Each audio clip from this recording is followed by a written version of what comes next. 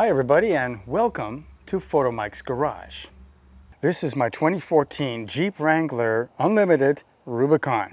Love this vehicle, but recently I've got a little bit of a problem with the tailgate, which some of you might also have this problem, so I thought I'd make a really quick video on how to fix it. Now I haven't fixed it yet, so I don't know if I'll be successful, but if you're seeing this video, it probably means that I was successful.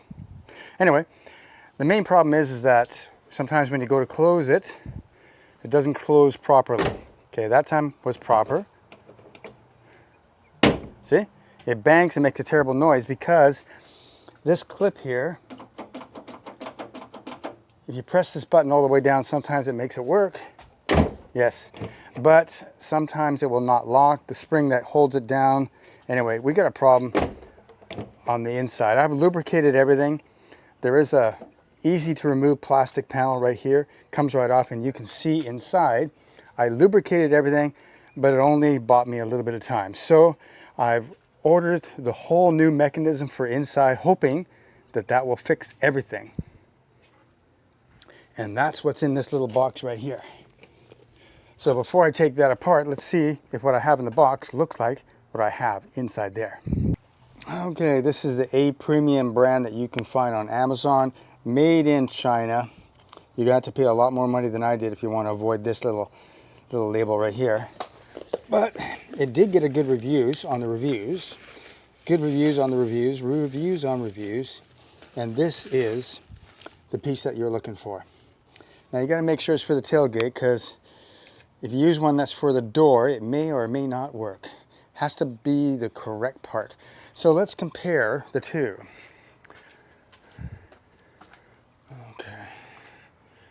Yeah, that looks like it's going to be the right one. Kind of matches. So I think we can go ahead and replace this and see if this cures all my problems in my life. Now this is the one I got that fits. So what the size is, I'm not exactly sure, but these came loose pretty easy. And I'll put the size of the Torx in the listing below, as well as the link to where you can get this yourself, assuming that everything goes correctly.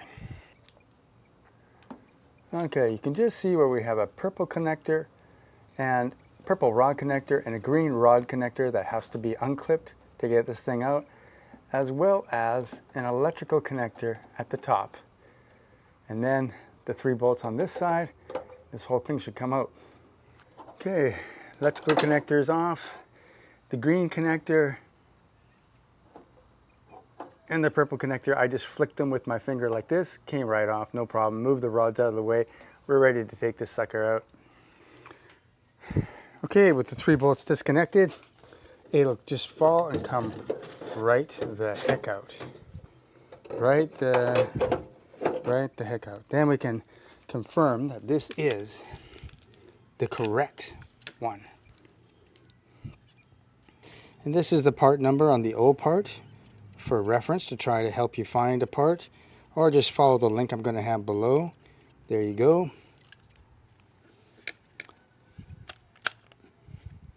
Okay, so the first thing we're going to do is get this in by sliding it in here.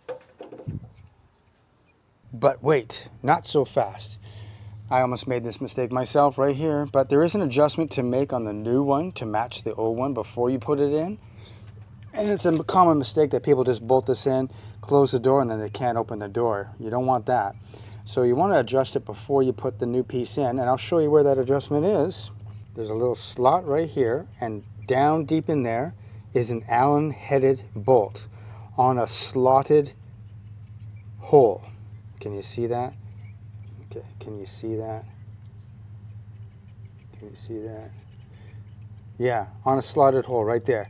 And then you can see that on the new one, it has the same thing. A nice shiny Allen-headed bolt. And what you want to do is match the size of the slot, loosening this off, move that lever so that both the old and the new match. Now we're going to adjust that using a 4mm Allen to loosen this off and get that slot to the same position as on the old one. Just loosen it off. It's loosened, and then I'm moving this lever to get the slot to look exactly the same as on the old one. See? After we're sure that they match, we'll just tighten this guy up. Okay, once that's adjusted, now we can install this.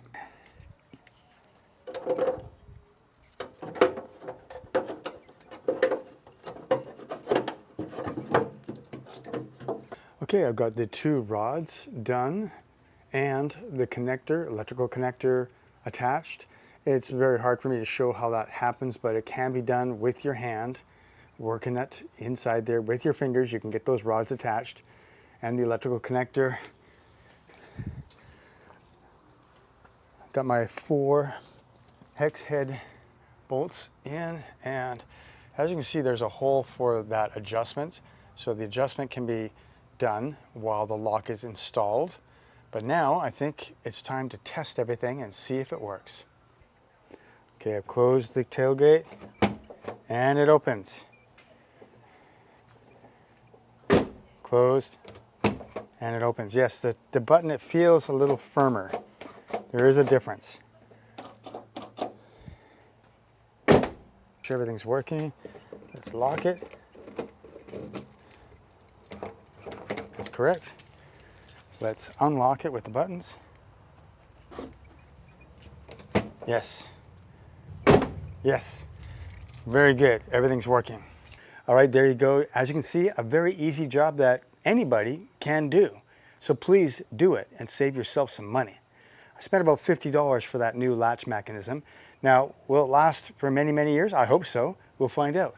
But anyway, thanks for watching Photomikes Garage. I will see you next time.